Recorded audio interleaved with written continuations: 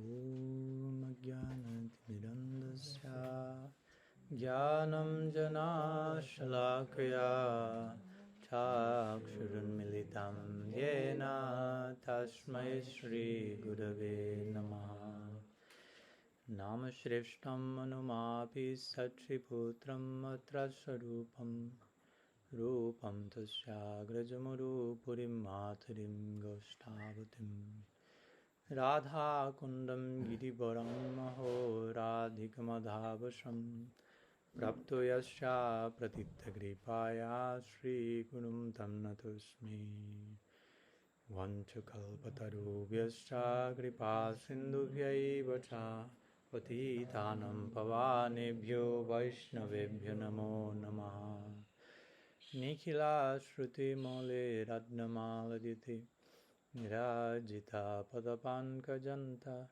Aji Mukta Kulairupasyamanam Paritastam Harinam Samshrayami Anaripitacharim Chirat Karunayavatirna Kalhum Shamarpaitamam Natojbalarasam Svabhakti Sriyam Hari Purata Sundara Dhyuti Kadamba Sandipitaha Sada Hridaye Kandhare Spurato Vasachinandana Ajanulambita Bujjo Kanakavadato Sankirtanai Kapitaro Kamalaya Takshu Vishwambaro Dwijabaro Jugadharma Palo Vande Jagat Priyakaro Karunavataru Larini Shakti Swarupaya Gauranga Suridaya Bhakta Shakti Pradhanaya Gadadhara Namastate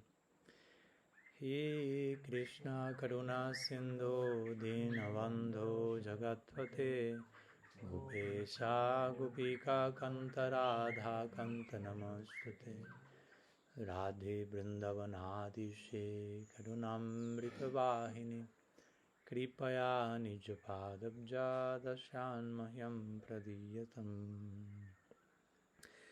Bhaktya Vihinaya Aparadha Lakshay Shiptascha Kamaditarangamadhe Kripamai Tvam Sharanam Prapanam Vrinde Namaste Charanarvindam Vrinde Namaste Charanarvindam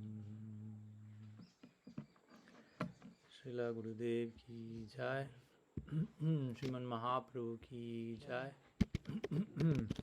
Sri Harinam Sankirtan ki jai, Sri Gaur Nityananda ki jai, Sri Gaur Gadadhar ki jai, Sri Rauji Gopal ki jai, Sri Radha Gaur Radha Madhav ki jai,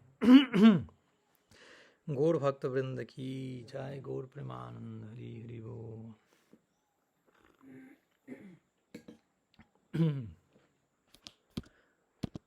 So, good morning to all, welcome. Thanks so much for your presence here today again, one more day in the eternal time of Madhuban. And we are continuing with our series of lectures on Srinam, part of our Japa retreat, in-depth seminar about actualizing our connection with Harinam Prabhu, upgrading our relationship with the Holy Name. So, before going to today's topic, I'll make a very brief recap of what we saw our last class, which was 2 days ago. Since yesterday we have a class by our Guru Maharaj and Bandhanam prayer. 2 days ago, if you may recall, we spoke a little bit about the glorious ontology of Srinam Prabhu. We spent some time in going in detail into what we call Nam Sambandha. What is what in relation to the name? Who is the name? What is the name? What's the conceptual orientation behind the name of God? Very important, so we know not what we are dealing with, but who in our abhidheya, in our practice, and that will in turn affect our prayojan, or the final fruit that we hope to attain. So we try to share some ideas in that regard, how not so much the name is something we are putting in our mouth, if you will, but something that we are inside of it. No? Everything is inside the name. The name is not different from Krishna, and all of Krishna's Shaktis are with him, and we are one of his Shaktis, and the name is Krishna. No? It's important to turn the point from us being the main subject and the name being an object. But no, the name is Krishna himself, and I am one Shakti of that name. No? I'm one Shakti of the name. No? That's a good way of putting that. Mm-hmm. So this name, as simple as it may be, but as necessary as may be also to repeat, is Abhina Swarup, or the non-different representation of Bhagavan, as we mentioned, non-different. So we have to develop proper faith, Shraddha, in, okay, if the name is non-different from God, and God can perform miracles, well, I need a miracle. The name is not different from Krishna, so the name can perform the necessary miracle I need to become. I have the potential to become a miracle. So, but I have to have faith in that, of course. And the faith is not just like some sentimental, mental conviction, but something really grounded and rooted in revelation. And so many examples in history are there of people who have attained all their most brilliant potential by taking shelter in divine sound. So somehow we have to address the chanting with faith in what we are doing, because as Krishna says in the Gita, if you don't have faith in what you are doing, that won't produce any effect, basically. You yourself do not believe what you yourself are doing. So first you have to be sure, how much faith do I... And having faith is not just having or not having, but there are so many shades of having. Not having is not having, but having so many shades of that. So we may have, of course, on one degree, some faith. That's why we are doing that, hopefully, but it can also grow, increase through experience, as we mentioned, through proper approach. We will have proper experience, and that will in turn nourish proper faith. So we continue practicing with more faith, and the more faith, practice with more faith gives a deeper result, and that deeper result nourishes the faith, and that faith takes... So that's like a circle that will continually grow and grow, like spiral dynamics. So again, the name is Chintamani, as we mentioned, is a touchstone. So be careful with Chintamani, because it can give whatever you want, whatever you're thinking, whatever you're asking for. So we have to be very... That's a great blessing, but it's a great responsibility also. I'm dealing with something very delicate, very, very powerful. Again, something that is non-different from God. Or even if you want to put it even higher, the name is more powerful than God, more generous than God. And we gave the example, it's more generous because it's more fortunate. And we gave this example of Krishna drawing his name on the feet of Sri Radha and saying, oh, I cannot remain there forever, but my name can. My name is so fortunate. I like to have the fortune of my name.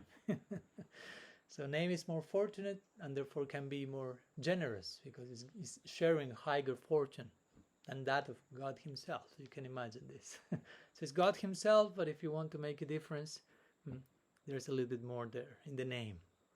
So there's so much in the name.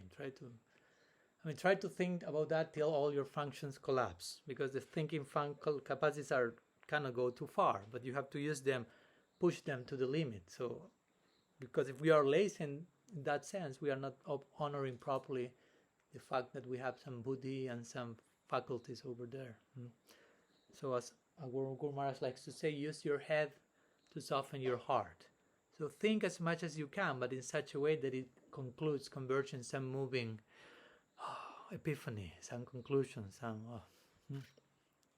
So also some point that we made in connection to Krishna being non-different from his name is that Krishna is already in the call. We are calling Krishna, but he's already there.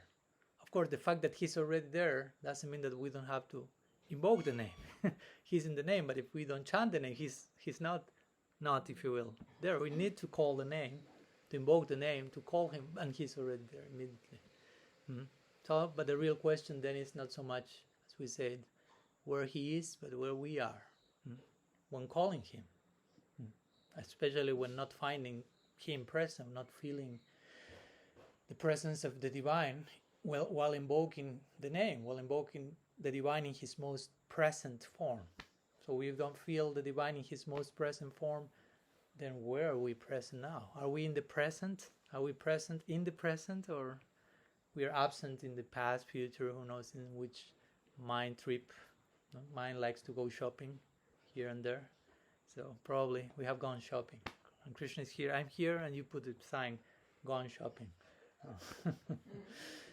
So we need to refine that and become proper hosts, atiti seva, as we mentioned. We'll have to treat an unexpected guest as God himself. What if God himself is the guest? We have to be proper. Develop our hosting capacity. How much capacity do you have to host the Absolute in our lives?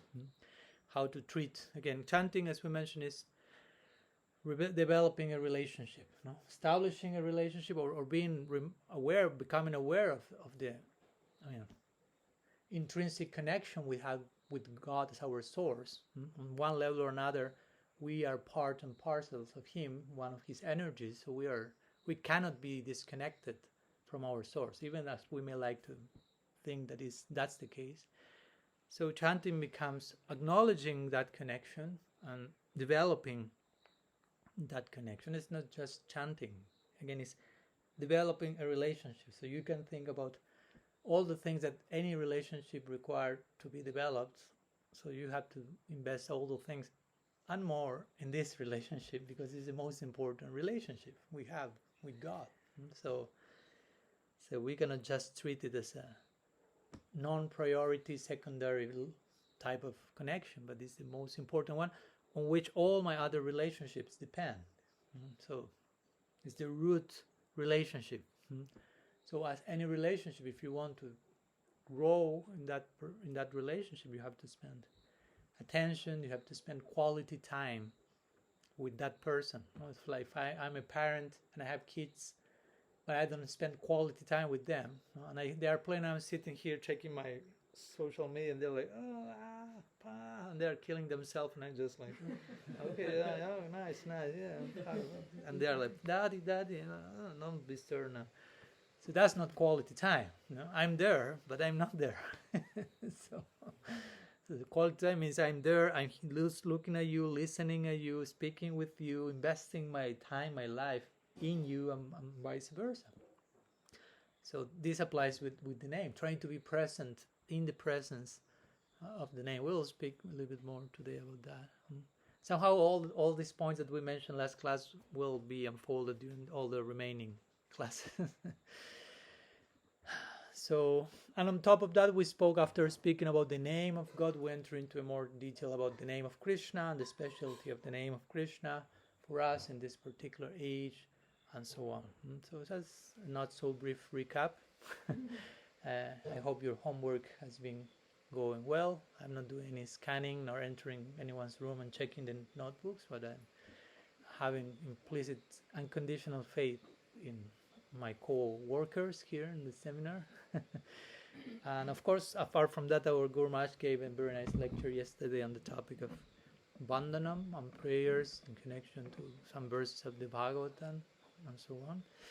And we will continue to elaborate further, not today, nor maybe tomorrow, maybe the day after tomorrow. Something more about the concept of prayer, not only as offering prayers, but as he mentioned at the very end, chanting prayerfully, and the spirit of prayer in the chanting, if you want to put it like that. So that's it. We have this recap, and the whole name is so glorious, so incredible, so everything and more. But of course, the question that may come is not then what happened in this case by Snigdha Kanta, but why sometimes it's difficult for me to experience that. If this is such a gem, such a touchstone, such a everything, and everything is there, why I'm not always perceiving that? So today we will try to speak about that. Why we don't fully experience those things that we know are true, are there, and that we have had a glimpse of, but somehow the glimpse, it's a glimpse yet. So what to do? Why? So we will try to speak today about detecting the main obstacles to our chanting. not to concentrate on a negative direction, but just like, unless you are aware that there are obstacles, you cannot even work on them, what to speak of transcending them, because you are not detecting them. So first we need to acknowledge, ascertain which how to say, mindsets may represent some type of distancing feature from the absolute, and after acknowledging them we can work on them, and after working on them we can transcend them, if you will, or transform them in a best version of themselves, if you will. Because as we always speak, obstacles can be also used, taken advantage of, and you can deal with them in such a way that they are no longer obstacles. It's just about redefining and recalibrating our approach to everything. So, some brainstorming from your side. What can you think of if we speak of obstacles to our chanting? What comes to your mind? What's the first obstacle coming to your mind? Focus. Lack of Okay. focus. Focus is not an obstacle. Thank God.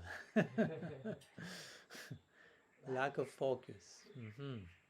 What else? Something else? Let's share ideas. No. Offending devotees. Offending devotees. How will be for tomorrow's class? Will be detailed study of Namaparat, including that one. What else? Thinking about all of the to-dos you have to do. Okay, all the to-do list of the day, laundry and shopping, the shopping list, mind shopping list, which is not only, What else? Something else comes to mind? Ideas coming to your mind exactly when you chant. Using the beads. Sorry? Using the beads. What do you mean by using the beads? Like, I can chant constantly, and I'm not sure if I know what the purpose of Okay. chanting on the beads. Oh, I see. Okay. We'll speak about that. Yeah. Okay, so let's try to somehow summarize some of the things you mentioned and some other things, and try to unfold some possible. Again, I will mention some things. You may feel this is not so much an obstacle for me as it may be for others, but let's kind of summarize some few of them, and I mention them briefly, and then we will try to unpack each of them. No? So one of them already maybe addressed in our previous lecture was to have a material conception of the name when chanting it. Again, lack of sambandha, lack of proper understanding and appreciation what's the name. Mahaprabhu, interestingly, in the second verse of Sikshastika, of course, in the last line he expresses some repentance. Durdaiva midrishami hajani nanura, I'm so unfortunate, I don't have attachment for them. But first he expresses 3 lines of appreciation. Oh, your names are so many, all Shaktis are there, all mercy, no hard and fast rules. So first there is proper conception of the name and appreciation of that, and then, as we will say, proper repentance. But 3 lines of appreciation, 1 line of repentance. That's a good dose. So that will be one, to have material conception of the name. Then also another one, which are other ways of saying what you also mentioned, impatience. Impatience, you say? No? To be impatient while chanting. For whatever reasons, we will explore that. Another one is absorption in mundane thoughts, which will maybe connection of the shopping list or whatever. No? Or with thoughts that have nothing to do with the chanting in itself. No? Of course, there are different stages of chanting. In the beginning, you may be chanting, and your mind will go to something really mundane.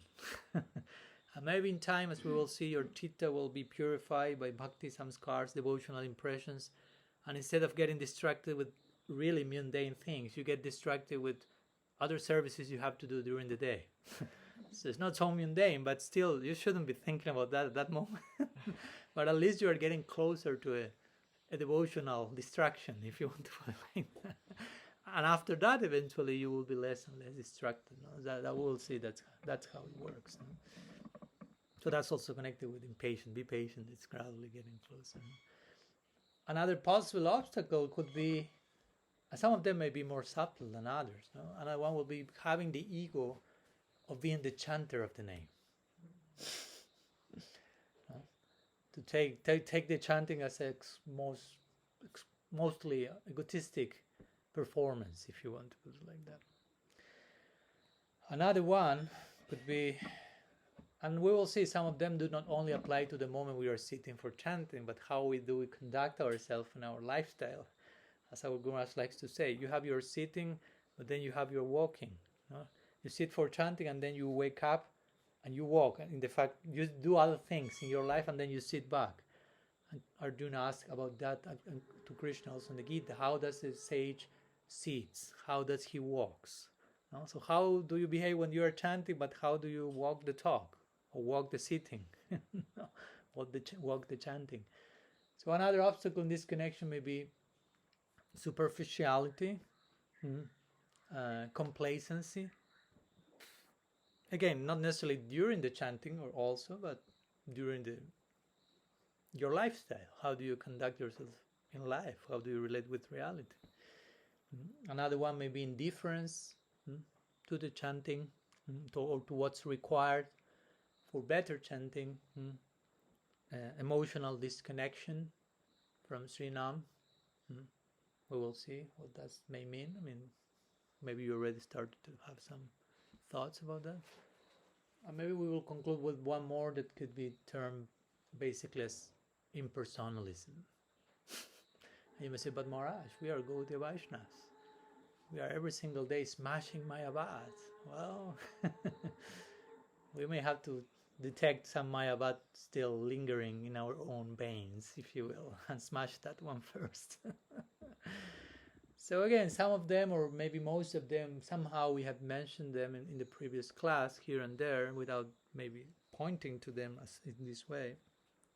And in sit form we have mentioned how to deal with some of these things.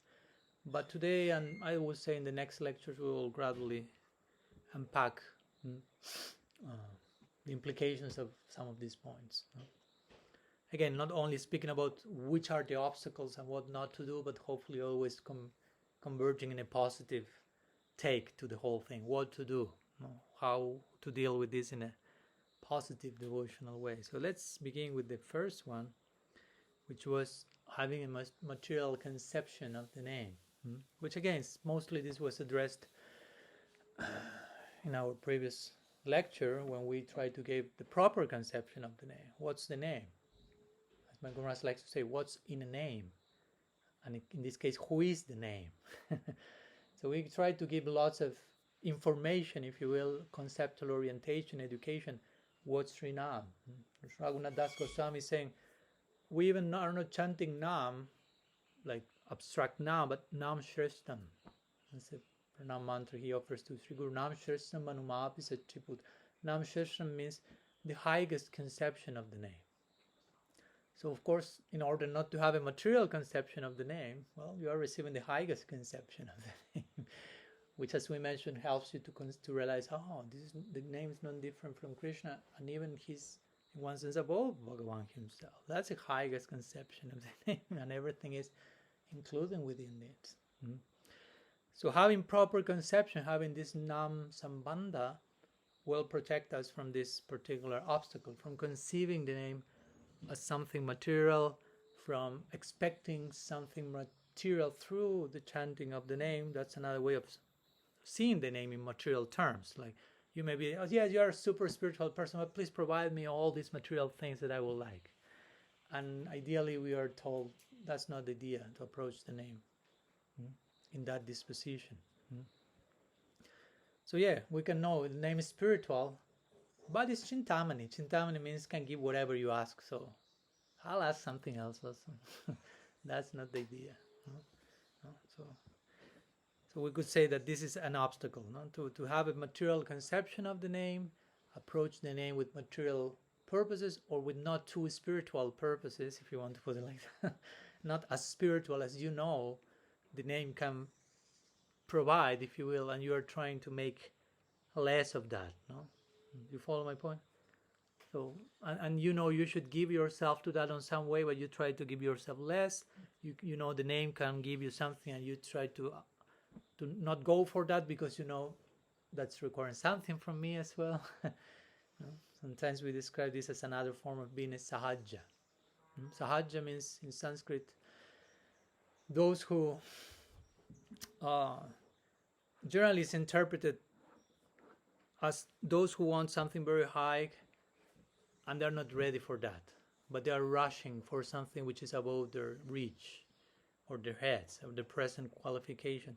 But another form of that, an easy going person, like looking the thing to be easy, is you should be going for something, and instead of going for that, you are trying to remain in a lower stage. You follow? Like you are ready to leave kindergarten, but you insist on remaining in kindergarten. So that's another way of not being willing to grow, not being willing to mature, not being willing to leave comfort zone, if you will, and staying whimsically somewhere without acknowledging all that you can be at this present moment. So actually, if we play out this first obstacle, having a material conception of the name, we will see that all other obstacles we mentioned today are included in this one somehow. But let's unfold more in this. Any other thoughts that you have regarding how to counteract material conception of the name? I mean, by the way, you can share any ideas throughout the class. If you have any question in between what I'm saying, you can also raise your hand. No problem. To ask or to contribute something. So, Sumati has some contribution to the cause. Well, I mean, it just came to my mind if we can remember when chanting that it's service to our guru. That's a good point. Yeah, that's an important point that we sometimes mention, that it's nice to, and we will mention that when we mention this idea of chanting as with the ego of being the chanter, but actually the real attitude is I'm doing that in service to my guru. My Gurudev gave me this name for those who have received the name from a guru, but if not, nonetheless we can think in terms of I've received this name from someone. I mean, it's not that I just one day made up the Maha Mantra and I'm chanting my own mantra or something, because it's not about create your own mantra and attain perfection. So we have received that and we are chanting in service to. Now, chanting is service. That's an important point. Many times I've seen the Buddhists that are not catching this, and they are thinking like service means only like doing physical stuff, if you will, which is okay. No, I'm not against that. Someone has to wash the pots and clean the room and carry the bags. But sometimes this kind of notion starts to go in that direction. Like doing services, I have to do you seeing something heavy. But if you are sitting and chanting, sometimes I've seen the Buddha developing even like an aversion towards seeing people chanting. Like, what are you doing there? Do some service. You're a lazy guy. So that's not the proper conception. Chanting is service. And Srila Prabhupada will say that's the most important service a disciple has to offer his guru. Not only a service, the most important, he will say. And I will argue that in the same degree that you see chanting as service, you will be able to conceive everything else as service. If you don't see chanting as service, probably you won't see anything else as service. And everything will be performed more from the perspective of karma, of work, of doing things, or having to do things even, in a more calculative mind. Okay, I have to do things because if not, they kick out me of the temple or who knows what. So I can obtain this result. But so it's very important that we conceive chanting as a service. That will extend the vision towards every other field of action during the day. Yes. From like a technical perspective, would it, in terms of like the 9 processes of devotional service, would, I guess, qualify under Shravanam and Kirtana? What you said again? Shravanam and Kirtana, it would qualify as both at the same time, or? What do you mean by they will qualify? They will. As in like chanting, just from a technical perspective. Yeah. Is it like you're hearing and you're also So you are asking if that enters guess. in the category of hearing as well? Right, like hearing and Yeah, of course, that's part. That's Shravanam and Kirtanam are like. Of course, sometimes, like as you know, as my Guru said yesterday, Sukadev Goswami's highlighted the example of Kirtan, of speaking the Bhagavatam is a form of Kirtan. Parikshit Maharaj exemplifies the example of hearing. But it doesn't mean that they were not speaking our hearing. No? Parikshit was presenting relevant questions. That's speaking. That's kirtan. And Sukadeva was hearing Parikshit's question, but maybe in terms of proportion, who was speaking and hearing more. But my point is, even if in those cases, which is not the same as chanting, nonetheless, there's always some interaction between the two, Shravan and Kirtan. So what to speak when we are chanting and we are hearing at the same time. And hearing is an important part of the chanting. No? My Guru Maharaj will, when he's asked generally how to chant the name, he will emphasize, just try to hear the name. Because sometimes we may emphasize a lot chant, the word, the act of pronouncing, but we may lose the act of hearing what's, no? And in one sense, as I said the other day, it's not so much about chanting, but about hearing Krishna speaking to us through the name, something like this. No? And that's, again, it has a lot to do with not thinking, I am the one chanting. I'm the one driving the car here. No? It's not that you will hear yourself. No? I will hear myself chanting. It sounds like a little bit like spotlight on me, and now I'm hearing my. No, the idea is not that. The idea is that you are not hearing yourself, but Krishna is not different from the name, so the name starts to reveal and speak to you, and you are hearing that. That's the idea. So that's a way of positing ourselves in the context of Shravan and hearing. Just try to hear the name. Again, it's not us chanting, it's now speaking to us. What else? Some other forms of counteracting this? No? Of course, try to, as simple as it may sound, we have to try to chant carefully, try to chant affectionately, try to, as we will see, connect emotionally with the practice, not just like, and be aware of not being drawn into the mechanical repetition, which can happen, and as long as we get aware of that, try to recalibrate. Now, that will happen maybe a lot in the beginning, coming and going. Prabhupada will say, like, to control the mind is to keep straight the tail of a pig. No, so the tail of the pig is like. So you can't keep that straight. You have to do like this and stay like that.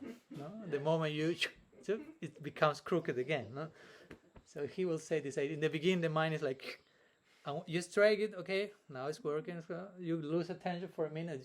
We went like shopping, as you mentioned. Sometimes we laugh, but sometimes you are chanting and you are attentive, and at one point you didn't even realize that you got distracted. It's not that I'm getting distracted. So like, oh. Now you're chanting and you saw one bird, and from the bird you connected with a playing childhood with your aunt that left her body some 2 weeks ago. And from a bird, you ended up, who knows, connecting with like the movie you saw 25 years ago somehow. No? And it's like, how did I get this to this point? How much capacity the mind has to put links together. And so if we will know how to do that in the proper connection, of course, that's the idea, is everything will converge in Krishna. But generally it's the opposite. No? As we gave the example of these two friends, that they were like walking together and a crow passed. So crow generally is not like a symbol of auspiciousness in the Vedic culture. It has more to do with death and eating like corpses and all that. But one devotee saw the crow and say, Haribo, Haribo, and start to say Haribo, which means chant the name of Hari, chant Hari. And the other friend say, but why you are saying Haribo when seeing a crow? No, the only preoccupation of crow is death. No, crematories and eating corpses, and you are saying Haribo. So the other devotee say, yes, because when I see the crow, my mind goes to the crematory. Crematory, you say? And the crematory, sometimes you will find, of course, this is mostly in classical India, so travel in time with me and in culture. Sometimes in the crematories, you will find the corpses of cows who died naturally. So when those cows who die naturally are dead, their skin is used for making the heads of the mridanga. And with the mridanga, you engage in Hari Kirtan. Hari Kirtan means Haribo. So my mind went there. Haribo. By seeing a crow. You know? But we may be in kirtan and thinking about crows. Someone say, let's chant Hari, and somehow you connect 3, 4, 5, and you end up like in a crow in your mind. No? So again, don't get discouraged by that. It's part of the nature of the gradual process of making the tail straight. As sometimes it is said, you cannot avoid birds flying above your head, but you can avoid them making a nest on your head. So sometimes some ideas may come, and you cannot avoid. Okay, I didn't want to think about it, but it came. But you can avoid that getting rooted and entering in the niche and fully capturing you. That we can do. So as much as we are aware, we should be able to. And sometimes in connection to chanting, something that helps, just to conclude with this point, of course each point deserves a whole lecture or a whole retreat, but anyhow, you have to continue unfolding that in your own practice. But something, as we already mentioned before, that will help chanting, not to approach chanting as something material and something ordinary, is to create some, if you will, initial awareness, some preface to the chanting, not just waking up and taking the Japa mala, okay, Hari Krishna, and starting like, because probably you are not coming from a totally transcendental vibration and you put your hand in a big one and you are there in Golok. So you may need to see it, to create sacred space, sacred awareness, what you are about to do, recite probably some mantras, we say Bhuta Suddhi, something to recalibrate, who am I, what's the name, what am I about to do, putting, as we say sometimes, Achaman, Tilak, I am entering into a very adventurous project, ready for the journey, and okay, now, the following point, because if you start in the wrong way, probably you won't get back to the proper. Sometimes that affects a lot. How you start something will create like the momentum for what's coming after that. No? If you start like ordinarily, it's more difficult to turn back to see that as something totally extraordinary. So it may take a few minutes of investment to enter into a proper dimension of what's about to happen now. And if in between you see, come and go on shopping, as I say, okay, you bring back. Remember in Argentina, the Buddhists had one little, how do you say, chest. You put some things. And we had made like 108 quotes, verses from Shastra or quotes from different sadhus about the name. So we have them, and sometimes we were chanting and that was it, so the mind was going too much. And 1 minute. We take one. And you return to the chanting like refreshed, no? Like upgraded of your, actually this is what I'm doing here, no? Because again, the mind went to the crowd or to shopping, whatever. You go to one verse, one piece of revelation that, thank you for the reminder, and you get back on track, if you will. So sometimes, again, it may sound like a strategy, but we may know, we have to become skillful in how to deal with our proper mind, with our own mind, sorry. It's not about mind is an enemy and attack and kill her, but just to learn to coexist and to become friends with them. And that may take some time. No? Krishna says in the Gita, as we always say, Mandhurat matmanastasya janatmai vatmanajitaha anatmanasta satrutevarti tatmaiva satruvat. Mind can be the worst enemy or the best friend, depending on how you relate with it. So now maybe the worst enemy, so the great challenge is the worst enemy has to become your best friend. Your worst possible enemy in your life can become your best possible friend. So you have to know how to relate with the mind in such a way that it happens in time. Takes time. So in connection to takes time, let's go to the next one, which is impatience. No, Maharaj, it's not happening. No, it's not happening. Rupa Goswami said, yeah. This one, sorry. Just on the last point about the mind being a friend, I've always thought it interesting or peculiar how in a lot of prayers you see sadhus address, "Oh mind." Yeah. So it's like in a personal. Yeah, it's like they're addressing it as a friend, like not so like identified with it that it's me, but not that it's like some distant thing to push away, but yeah. oh mind, oh friend, like please. again, it's their words of address, because it's not me. I mean, one says I'm not the mind, and also the mind is not some bad guy who is inside there. Actually, there's nobody there. I mean, the mind is not the person. No? That's an important point that we always make. No, it's like the stomach of the subtle body. I like to describe it as such. No? You have the stomach here, and you eat junk food, and you will feel, oh, my stomach is killing me. No? Oh. But there's nobody in the stomach. No, it's not that there's a bad guy called stomach and he's killing you. He has bad intent. You are killing the stomach, actually. But you will put it, the stomach is killing me. So the mind is kind of the stomach of the subtle body.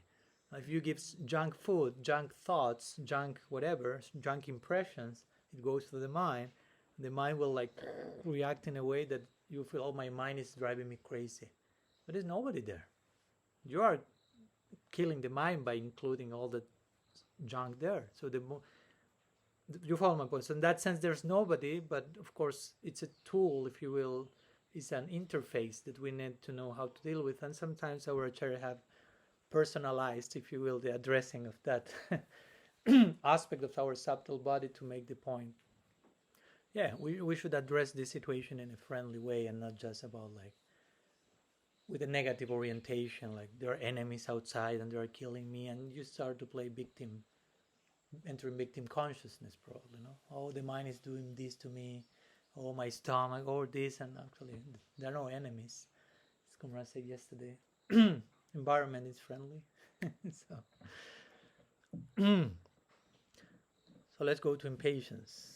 Rupa Goswami says in Upadeshamrita what? Utsahanishchayatayana. Third verse. Tat karma pravartana sangatyakat sato brite sadvir bhaktir prasidati. He shares 6 important points to attain success in bhakti. No? So utsaha first, which means enthusiasm, eagerness, etc. And someone may say, so Rupa Goswami will tell you, be enthusiastic. And you may say, okay, but it's not that I can press a button and I'm enthusiastic. It's not, I cannot imitate or force myself. It may happen. And what if not? It's not happening? So there was a nischayat after utsaha. Nischayat means try to make efforts with confidence. Intelligent efforts, proper faith will give enthusiasm as a fruit eventually. And you may say, I'm doing that, Rupa Goswami, but it's not happening. Enthusiasm is not coming. I've been already doing that like for the last 6 minutes. And Rupa Goswami will say, third word, no? Dhairyat, which means patience. No? Be patient. On other words, don't be impatient. Sometimes we need more to hear, don't be impatient than be patient, whatever, it works better for you. Mm-hmm. So regarding the chanting, impatience plays out, like as we mentioned, like not so much like I'm chanting and nothing is going on. You know? Krishna's not replying. I'm not having the particular epiphany I thought I should have, or whatever. No? Or sometimes you expect a result which corresponds with 4 stages after the one you are in. No, you may be Bhajan, Kriya, and Artha Nivrita, and you read some definitions of Mahabhav given by Rupa Goswami, Ujjval Nilamani, and you say, wow, by chanting the name, this happens, and you become like crazy and faint, and tears flow and like cascading, and okay. And you start to suspect Mahabhav symptoms while not being even in Nishta. And you say, it's not happening. And you may get discouraged and think, oh, this is not working. But only because you were like over-expecting something that will come, but probably a few years after, few lifetimes after, whatever the case. So we have to also be expert in ascertaining where we are. And which will be the corresponding symptom of the chanting in that particular stage. Because there are different stages of bhakti, which is another way of saying different stages of chanting. It's another way of saying Asrada Sadhu Sangha Bhajan Kriyanarthan Vidinishta Rucha Shakti Bhava Prem, in connection to each of those stages, there is a particular type of chanting and a particular symptom of the chanting. So you have to be very expert in ascertaining where I am in the map, in the journey. Because if not, again, I may be a sahaja in one way or the other. I may be expecting something that is not yet to come, or I may be expecting to remain in a stage that I should no longer remain in. So impatience may be in connection with this also. Or demanding, again, as we said, the demanding that Krishna responds in a certain way, demanding that Krishna appears. Where is he, without asking enough myself where I am? No? So this is a way of saying I'm impatient. Where are you? Where are you? And the echo will return. Where are you? Where are you? Where are you? Where are you? The boomerang echo reaction. Where are you? Where are you? So we should learn to be patient. And patience means, again, not like passive, anxious waiting, but meanwhile I'm patient, I'm engaged, and I have faith in the person I'm waiting for, if you want to put it like that. No? It's with confidence, with faith. It's not that I'm mistrusting Krishna while waiting. What we'll do, how we'll retrieve, I don't know. That's not faith.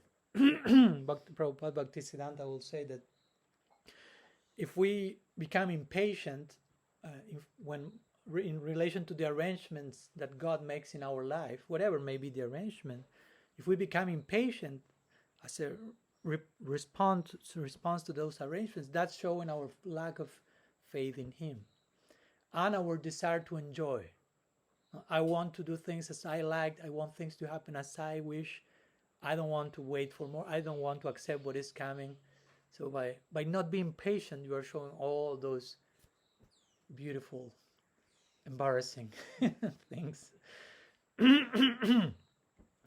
So basically you are telling Krishna, I don't trust you, basically. No, I don't trust that you know what's better for me. Now I'm praying to you, protect me, give me your mercy, send whatever is better for me. And then something comes, and as I sometimes say, you ask Krishna, give me your mercy, give me your mercy. And Krishna hears, takes note to say, yes, okay, of course. She throws mercy. And then mercy comes, and you run back to Krishna and start to pray, Krishna, give me mercy. Protect me from this situation. And Krishna said, that was my mercy from your previous prayer. And now you are asking me mercy to counteract my mercy. How does it work? No. That's not working like that, because whatever I may send as mercy now, you will come back and pray again to counteract that. So you already have figured out what will be the best possible arrangement in your life. So why you are calling me? Krishna will say, if you are so wise, so intelligent, so brilliant and incredible, sort everything in yourself. Why are you coming to me to ask for mercy? And so if you already know, what do you need? Krishna will say. So the idea is, of course, to accept humbly. Many times I don't have a clue what's best for me. Or I may have an idea, but how that will play out. So when that comes in a particular form that went beyond my expectations, I have to trust the background of that. I have to express, not be impatient, again, not be anxious and trying to counteract that as soon as possible. Or thinking, oh, okay, it will go quickly. Why does it have to go? If it came for a reason. So don't kick that out. But if you say, okay, how is your life going? It's difficult, but it will go away. But if you are not learning from that which came, that thing that will go away will come back over and over again until you learn the lesson. So be careful not to, again, patience means not being something tortured, waiting for that to go away, but active and filled with hope in connection to the arrangements of God. In the nature, I would say, in the nature of the intentions of Srinam. Remember, Srinam is Krishna himself. So how the name replies to you, you have to have full confidence in the intentions of the name, proper intent. That could be like the motto, you say in English, motto of the retreat. Like trust and follow grace, basically. And grace is coming, trust grace, and follow grace. Grace, you ask for grace, grace is coming, trust grace, follow grace. That was it means to get to Nishta in one sense. Nishta means firm faith, which implies before firm faith, you have some faith, but sometimes you don't have enough faith and you are not able to fully trust and you become impatient and you become anxious. So you have to increase this aspect of Sharanagati probably.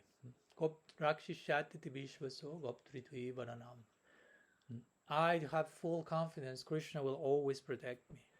I totally accept that he's maintaining me. No, it's not just saying lip service to these ideas, but we have to inhabit. These concepts are to be inhabited. They have place for us to live there eternally. So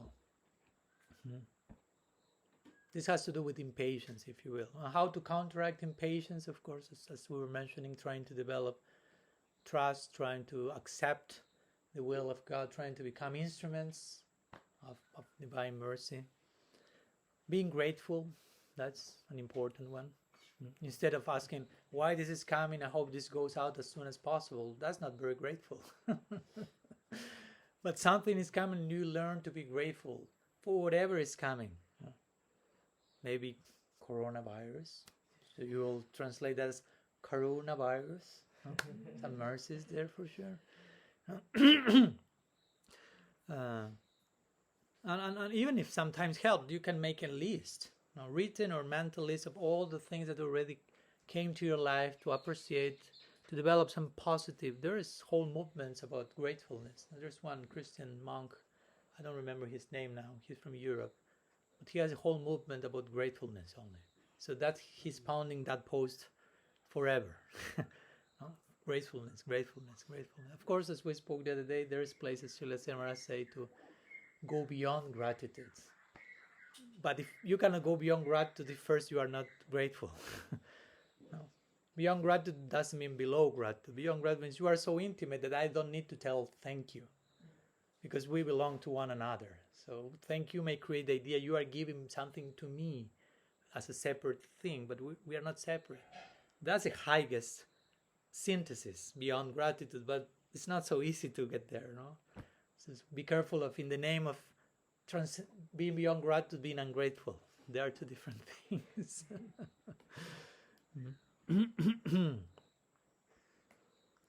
So, yeah, be careful with impatience, and instead of asking for more to Krishna, just be grateful for those things that already came. Sorry. And maybe if you ask for, because sometimes we can become like, how to say, machines of requesting mercy.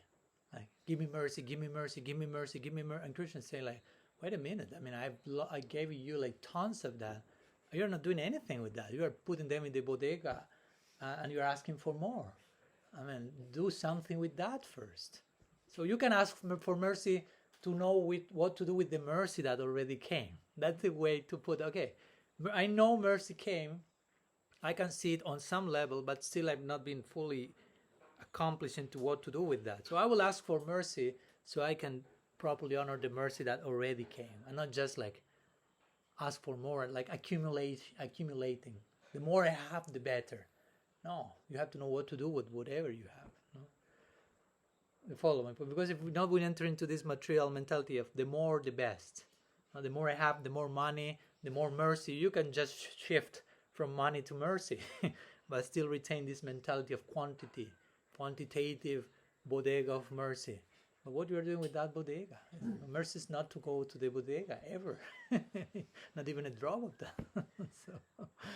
So as we say, Krishna is already there, waiting in the form of Nam. So he's waiting. He's patient.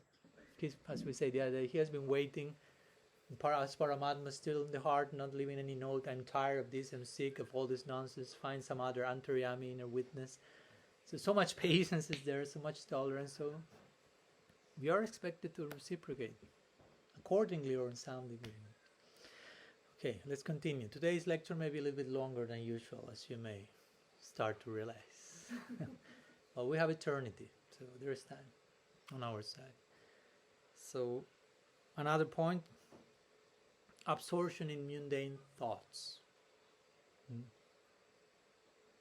So that can happen as some of these things will be interconnected, as you can see. So absorption in mundane thoughts, maybe you are chanting, maybe your tongue is saying Hare Krishna. So 1%, how to say, in one part of our minds, 1% of the Mahamantra is going on. But the other 99% may be preoccupied with something else. What do you think? Have you experienced that? It happens. No? So the lips here are pronouncing the name. Namakshar Bahirhaya, Namar Nahihai, Bhaktivinoda Thakur say. The letters may be sounding, but that's not Srinam, necessarily. Nama Akshar means the letter that make the Nam, H, A, R, E, maybe coming out, but that's not necessarily indicating Srinam Prabhu is there. So sometimes this happens, no? Our minds are like in one part the tongue is saying Hare Krishna, but the mind is somewhere else. And at some point, if we don't deal with that, comes what we may call how's in English? Restlessness. And you stop chanting altogether and you do something else. Or even worse, you continue chanting and you start doing something else. That's even worse. No? You start checking emails and calling and writing and cooking with the left hand. And doing shopping and cleaning and bathing, whatever. No, everything. But how much does it count? No? Driving and chanting. Oh my God, I don't want to be in that car. No? Like one devotee asked me in Switzerland, "Mar, it's okay to chant while driving? I mean, you do it, but I want to enter that car myself." No? Because or you are not driving too attentively, or you are not chanting too attentively. So I don't know what of the two is worse, but I want to enter that car, just in case. So we have to be careful of the things. So sometimes it helps us to know how to chant japa, sometimes it helps more to know how not to chant japa. We can begin at that point, how not to chant japa. Don't chant japa while being in the class. Don't chant japa if someone else is doing kirtan. Everyone is doing kirtan, you're like, don't chant japa checking Instagram, social media. Don't chant japa while doing something else. As simple, to be reductionist. Only do that because you are trying to, again, to develop your love and relationship with Krishna. You're inviting Krishna to appear, and if they come, rather than Krishna come, you're like, okay, yeah, no. I mean, it's not a serious project, basically, a serious relationship. So while chanting, we should only chant. I know that's not the all in all, but for some of us, that's important to have it clear. No? Even sometimes it's good to chant and not do anything else. Even we sometimes may need to walk to exercise our knees or something, but in such a way, ideally, that is not distracting our japa, because sometimes we may also walk and do sightseeing more than chanting japa.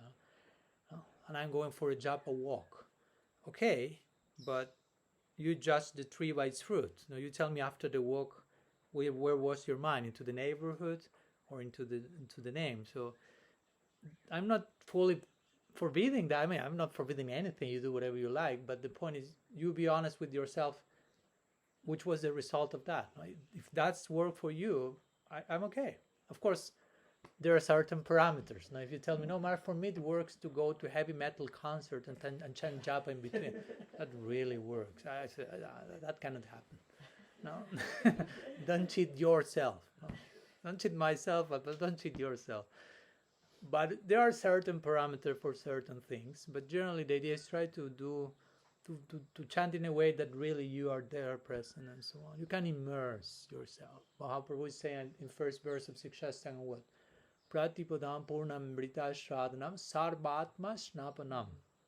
Sarvatma shnapanam means your whole being is fully bathed in Srinam. Snapanam means bathing itself. Sarva Atma. Sarva Atma means not only the soul, but mind, body, senses, in complete immersion.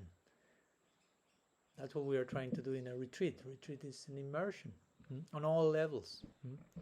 Try to immerse yourself in the experience. Well, like sometimes the example is given when sometimes the kids are playing in the water and they go out. They say, okay, let's see who can, how they say in English, who can keep themselves below water the more time. Hold the breath inside the water without taking breath. So, and they go. So something similar. I don't want to compare that Nam is a game, if you will, but we are trying to immerse into Srinam and not desiring to breathe any material air, if you will. and trying to really become focused, because it takes time. I mean, to chant attentively is not again a joke in the beginning. Not that I sit and I am totally in samadhi. No, we have to again prepare the moment, try to start focus, and try to gradually enter deeper and deeper and deeper and deeper, and not superficial and more superficial and more superficial and totally distracted and doing something else while chanting, but the opposite, go in the other direction. So it may take some time. So it's important to. And when our mind focuses on something, it experiences pleasure. You can see that even in the material world. I don't know, some person will go to a soccer game match, and there for 1 hour and 30 minutes just focus on one ball. I mean, they are focused, and they're like, wow. They're there, they're not distracted, they're absorbed, they are relieved on so many things, so their mind is focused, and they are happy. Of course, unless the ball enters into the wrong place and they are losing the game. But the point is, as long as the mind has a focus, there is satisfaction, interestingly. I don't want to enter into the technical yogic psychological terms for all this, but the chitta, this place where all the samskars are stored, gets expanded when there is proper focus. So there is happiness and there is peace. Krishna said in the Gita, you cannot be happy without peace first. So when the mind is focused, you have peace, and then happiness will follow. Of course, those people who watch the match, after the match finishes, there's no more ball to continue to be focusing, and all these other things start to pop up from their teeth, and they're in anxiety, and they're killing each other after the game even. So my point is, we need to concentrate on Srinam, and the more we concentrate, we will derive some bliss from that, some peace, some happiness. It's not just concentrating for the sake of concentration. And something important to notice is that the mind won't be concentrated on something unless it finds some purpose and meaning in that direction. I mean, you won't direct your mind towards something that you consider totally purposeless, meaningless. So you need to find meaning in what you are concentrating on. So the point is, sometimes the mind runs from the chanting, not because the chanting is purposeless, but because we stopped finding purpose in the chanting. We lose sight of how much purpose and meaning is there, and the mind cannot stay for a minute in something without purpose, so run somewhere else, go shopping to find meaning. No, goes meaning shopping here and there. Oh, this idea, oh yeah, so some purpose is there, some purpose. So you have to bring back the mind to what I'm doing here, what's the meaning of this? And the mind, okay, we can focus. You follow my point? So when we distract, the point is we lost meaning in chanting. So again, this is not a button that we press and we are already there, and we have proper absorption in transcendence and so on. It's a gradual process, giving ourselves through to the chanting, through prayer, having proper acknowledging, proper healthy repentance, begging for mercy. Srila Bhaktivinoda Thakur has mentioned in this connection that no one chants purely the name without going through a colossal struggle. Not to discourage anyone, but just to make it clear. It takes some part of our side. As my Guru Maharaj likes to say, you have to make effort to get grace. So chanting is getting grace, but you have to make some effort from your part. You have to enter into a certain mood, into a certain disposition to tune in with grace. That's sadhana. So sadhana is that Bhakti Bhaktivinoda Thakur. No one chants purely without going through colossal struggle. Colossal doesn't mean something impossible or something that you cannot do, of course. No? It means something that you can do, but probably we are not doing. So that's what makes the difference from where we are and where we can be. Let's continue. Another point. Having the ego of being the chanter of the holy name. That's an interesting one. This type of Pritak Bhav, sometimes it's called. Pritak Bhav means like to see myself as a separate entity. not as an integrated part of a whole, but to see myself like alienated from my source and from everything else. What we call ahamkara sometimes. Ahamkara is translated as false ego, but ahamkara means I do. Like to see myself, I'm the doer, independent doer, from everything else, disconnected from my source. So this means pritak bhava, pritak drisha, to see myself or to see anything independent of God, not connected with its source. As we mentioned, sambandha means the knowledge that helps us to tie everything back together. Everything is connected with God. As we say the other day, we are inside the name. What to speak of, I am putting the name in my tongue, I am the chanter. I am one Shakti of Sri Nam, which is included there. Sri Sanatana Goswami explains that one of the symptoms of saying that I am the doer or I am the chanter is to consider the name as Jiva Dvina. Jiva Dvina means it's under the control of my tongue. Maybe you won't say like that, but you may like act out like that, the idea. The name is under the control of my tongue. I decide when it counts, when it goes, when it stops. It's a tanmatra, technically. Tanmatra means a sense object. This is a sense object for touch. Name is a sense object for my tongue. Of course, it's not the idea. Instead of the name being called Jiva Dina under the control of my tongue should be considered Nama Dina. My tongue should be under the control of the name. That's the proper... That's how we can control our tongue. Not trying to using our tongue to put other things under the tongue's control, by putting the tongue under the control of a higher taste, a higher agency in the name of Krishna.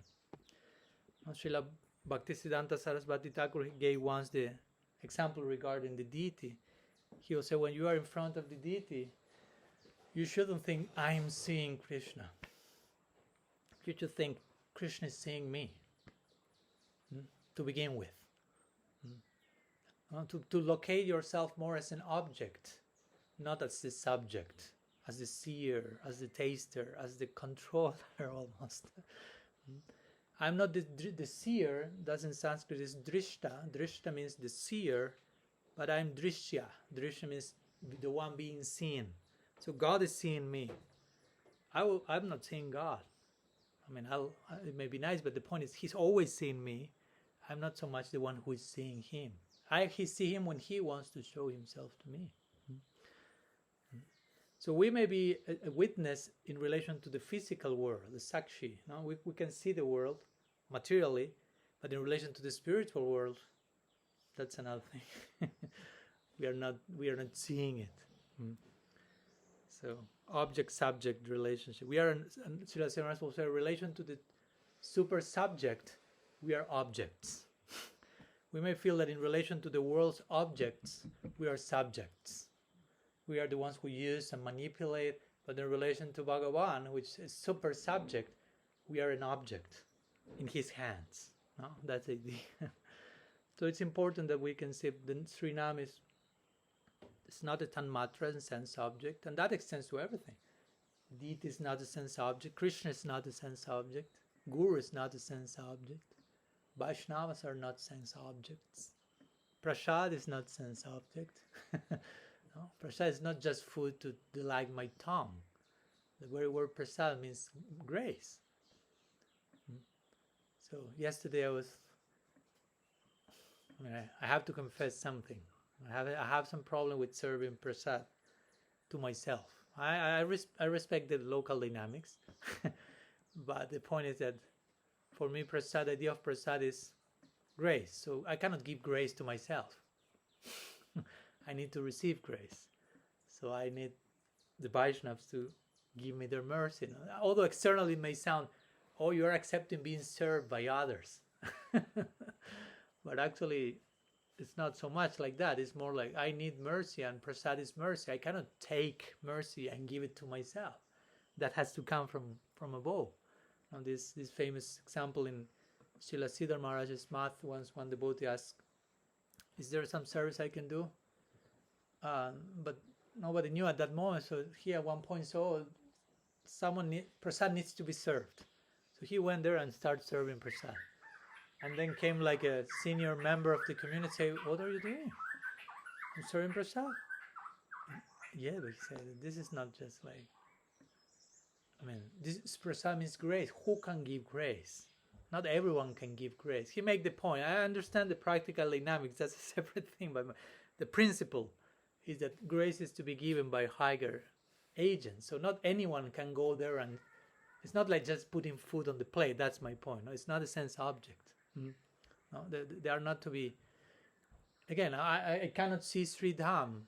The Dham is seeing me. I cannot see Gauji Gopal. Gauji Gopal is seeing me. I cannot eat prasad, but hopefully prasad will eat me. No? In the sense of will dissolve my subtle body, will devour my illusion. No? We should get accustomed to deal with the things from that particular perspective, if you will. I cannot see Gurudev for who he is, but he is watching me. Not to go neurotic, not in that sense he's watching you, like Big Brother or anything, but yeah, he's watching you with a merciful glance. But I cannot see him actually fully, but my hope is he's seeing me. And under that glance, I have some hope. And so as I mentioned, regarding to the super-subjective, we are to be objects. We should have that disposition. So as Sumati said today, practices like Japa or Kirtan, many of the things we are telling in this retreat about Japa also, of course, extend to Kirtans and Kirtan. So when we engage in these practices, again, these are services. They are not just like something I do independently. So we should engage in these practices, Japa, Kirtan, with this awareness. Oh, these practices had been enacted in the past by great devotees.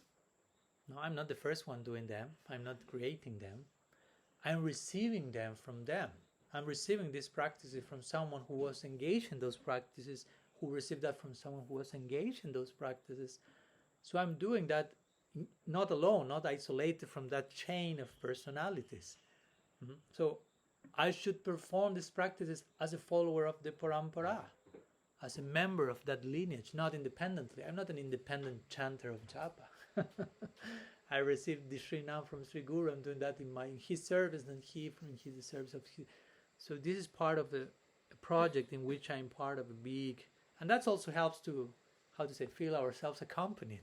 No, it's not that I'm alone chanting Japa and it's only about myself and Krishna, or I have to struggle with all this, but this is all with the support, blessings, connection coming from so many personalities. Now that's a nice way also to conceive the chanting. Mahaprabhu chanted the name in a certain way, and that name was passed to his direct associates, and that was passed and so on in parampara. So the heart's love and contribution of all these persons is there invested in the name that now we are receiving from Sri Guru. His own heart and the heart of the whole parampara is inside that little bag. That's a way to meditate about that. What do I have in this bag? The heart of my Gurudev is inside this bag. So how will I treat the heart of my Guru? Now that's why we need also, so we can chant with Japamala. That's a way of visualizing and engaging even our sense of touch. I give a massage to the heart of my Gurudev, to the feet of Srila Gurudev, and the whole parampara is there. All their heart, all their prem, all their love, and really, they are all there in that little small bag. So be careful, because very important things may appear in small packages, as Guru Maharaj will say. That's a way to, again, become aware of what I am about to do when I'm putting my hand inside this little bag. What's there? Who is there? In plural, who are there? So all this helps us to become aware. Again, I'm not the chanter of the name. I'm entering into this world of grace accompanied by all these great personalities, and in their service I'll try to do something for them. Let's continue with the next one. Again, later in time you can take time and further unfold this according to how you consider need. Another one may be superficiality or complacency. One may be a word for the other. Or lack of introspection. And again, this not only means when I sit and chant, but while conducting during my daily life, which should be aligned with my chanting. So we can, of course, by saying superficiality, complacency, we can go in so many directions. But let's begin with the basic one, which is conceiving ourselves as that we are not while chanting, which of course is included in what we already mentioned somehow. To be over-identified with mind projections, with false sense of self, and chanting from that place, and missing what was actually taking place in the present moment as Atmas. No? So now comes this idea of present moment. That's a good way of transcending superficiality, like try to situate in the present. Gaudiya mindfulness. It's interesting, in English you have the word present, and when you give someone a gift, that's also called present. And to be somewhere means to be present. So to be present in the present is the best present you can give to yourself. Interesting, no? It's different things, but all with the same word. Dr. Rasa likes to make sense of words in new ways. So present, no? It's a present time, it's a presence, you being present in that particular time, and it's a gift. And Dr. Rasa has 3 more ideas to share. Well, just also it's pre-sent. It's something that was sent to us, given to us. Okay, thank you so much. So we may do a whole list only of words springing from present. Krishna Jivani has another one. This also reminds me.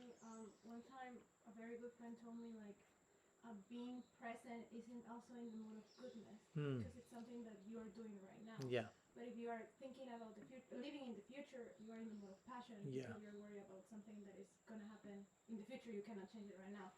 And living in the past is mode of ignorance, because it's already past. You cannot really do anything about it. Krishna Jivani read my mind, because that was the next point I was going to mention. So it's good. We are on the same page. We are connected. We are in the present. That's a good point. No? And our acharyas many times emphasize this idea of course, the mode of goodness, sattva guna, is not the ultimate goal, but it's an important platform for, like when I give the example of when you go, I do that often, I have to go to airports and I have to fly somewhere else. So if I want to reach from here Colombia, which I need to do in a few weeks, first I have to go to the airport. But the fact that I reached the airport doesn't mean that I'm already in Colombia. Then I have to find the flight and board the flight and go to Colombia. So Sattva Guna is kind of reaching the airport. Still you have to take the flight to transcendence. But you are in the airport. The platform is there. So then you have to pick which is the flight you want to take. But at least you are on the airport. So that's a way of saying you are getting closer to that. So being present in the present has to do more with sattvas. Krishna Jivani said future has to do with rajas, being concerned and preoccupied, all these things that make happen, or I want to happen, or I don't know if they will happen, and agitation, desires. And a more tamasic orientation will be towards the past, because the past you cannot do anything to change that, but nonetheless you spend time traveling back. Of course you can travel just to solve something in the present. That's the only way to go to the past. As I like to say sometimes, in one sense, in the present, we have the exact dose of past and future that we need to deal with, if you will. Because in the present, the result of what you did in the past is in the present. So in that sense, the past is in the present. Don't get much more distracted to the past. And the future is also present in the present, because whatever you are doing in the present, that will create your future. So you have the future in the present in that way. So you don't need to go more to future and past than what the doses of them that you can find in the present.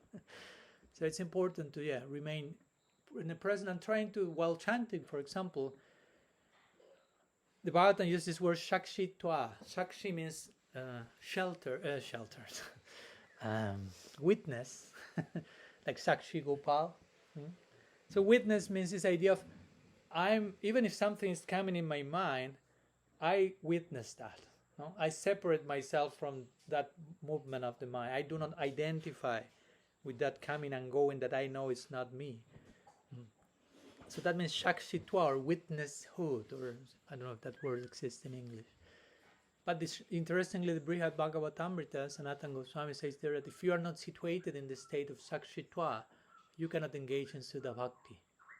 No? If you don't enter this mood of being a witness, no?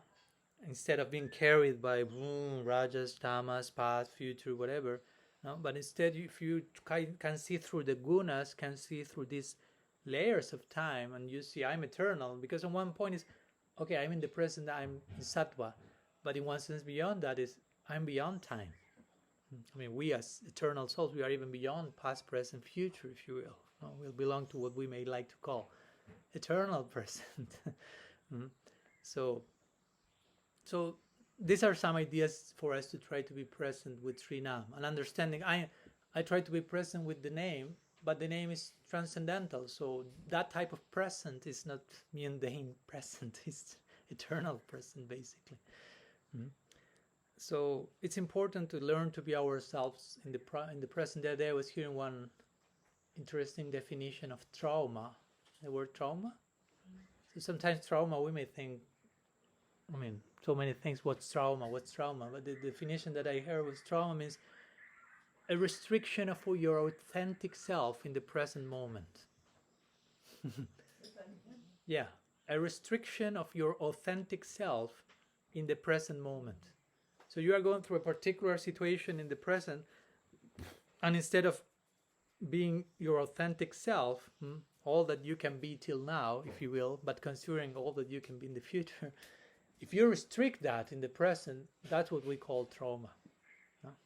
It's not about what happened outside, but how you chose to respond to that. Because for many people, something traumatic is just anything. For some other people, that's not traumatic. So it's how much you are restricting who you actually are and all that you can be in the present moment. So it's important to embrace the present moment.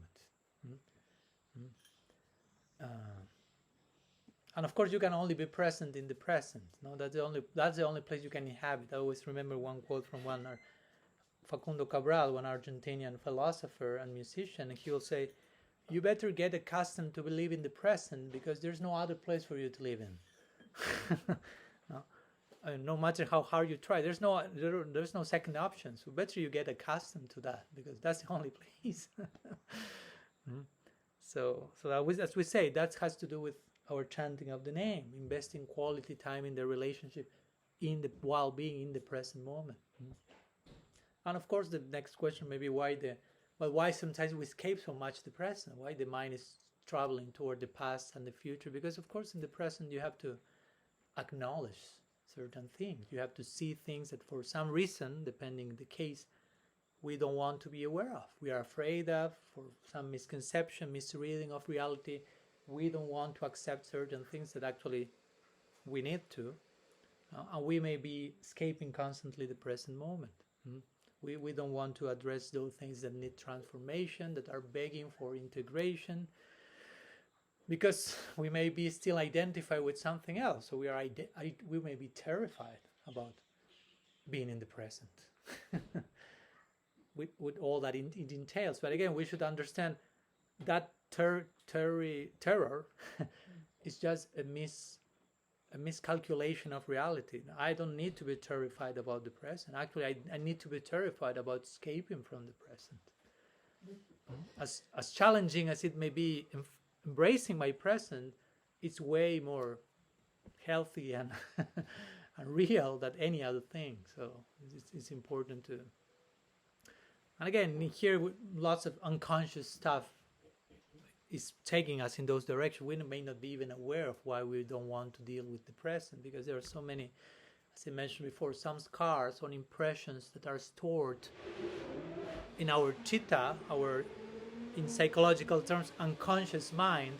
And many of those unconscious mind impressions are defining our our sense of who we are and how we move in life and which are the choices we make and what is what we like and we dislike. And all those things are like secretly preserved there. And we don't realize those things. They're lying in the deeper layer of our psyche, if you will, no? And they hold immense information. But sometimes those things are not reaching the superficial levels of our faculties. We don't see them like, oh, this is, I'm doing this because of this. So that's the unconscious. We are not conscious of that, but that's playing a very crucial role. So it's important to gradually become aware of that, to bring the unconscious to the conscious and work with that by being in the present, by opening to what the name wants to reveal. Mahaprabhu is saying, Chetudarpanamardhanam, which means clean the mirror of your chitta. That's the first effect of the name. Clear the mirror of your unconscious mind. Another way of saying is, as I like to put it, is embrace your unconscious mind. Accept that. Clean the bodega. No? Sometimes I compare the unconscious mind to the bodega because that's the place you throw all the things that you don't want. You don't know what to do with that. Where to put that in the bodega. The bodega. But you never check the bodega. You're just using the bodega to throw stuff. And at one point, the bodega has a life of its own. No? And you start to hear voices coming from the bodega, and it's not Juan.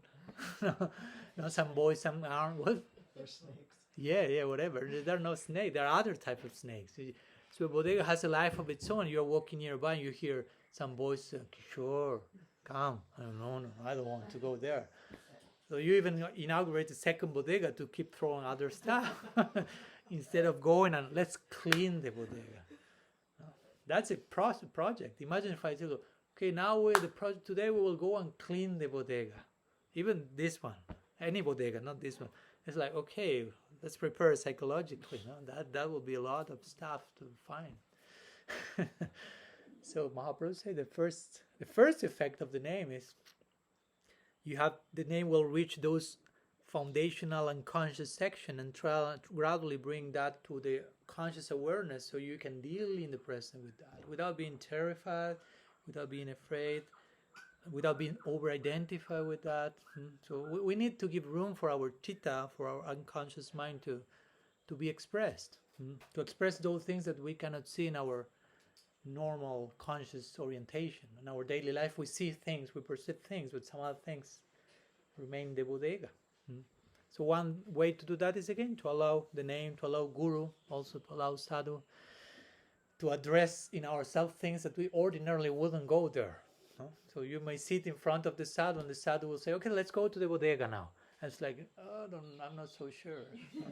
By speaking, not by literally going, but by speaking about certain uncomfortable truths, if you want to put it like that. But generally, we won't go by ourselves due to our fixed ideas. No, our fixed system will go in certain direction always, and you sit in front of the Sadhus will go in the other way, and you're like, where are you going? Why you are saying? Where are you taking me to that place? It feels scary even. That's when you need to trust, to open your heart to all the, and chanting the Nam is not different from that. So again, anyhow, some words in connection to how to deal with superficiality, with complacency. Are you still alive for a few more? I Yeah. have a question. Yes. How to be in present if something really terrible and like not helping our practice is happening? Example? If something is happening that's like really terrible from like. But for example, what's terrible? That's a question. Okay. Let's Just say to have a practical example. The devotee is in Ukraine and there's like bombing on top of the building. So how to be in this presence and be focused on Krishna? I mean, it might be easier in a sense, but if you have to escape and stuff like that, or someone. You mean if you are the devotee who is being bombarded? Yeah, or something like this that doesn't I would seem think very conducive to spiritual practice and like peaceful mind, like how to be present there. Oh, of course.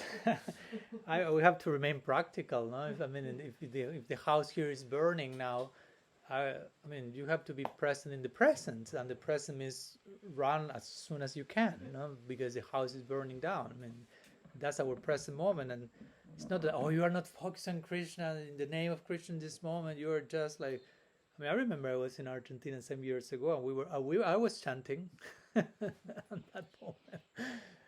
I'm trying to focus, and someone comes and shouts like, ah, Maharaj. So what to do now? Should I keep focused in the name, or or should I think maybe some urgency is there and I should be focused? And I break my focus in Sri name and try to be present in the urgent cry of that person. Say, one house in the farm is burning down, and there are devotees inside. So of course you can imagine that I didn't say I have not finished my round yet. So let them wait. I'm chanting. This is the most auspicious thing to do. So they are being blessed by my chanting at this moment. I will pray for them meanwhile.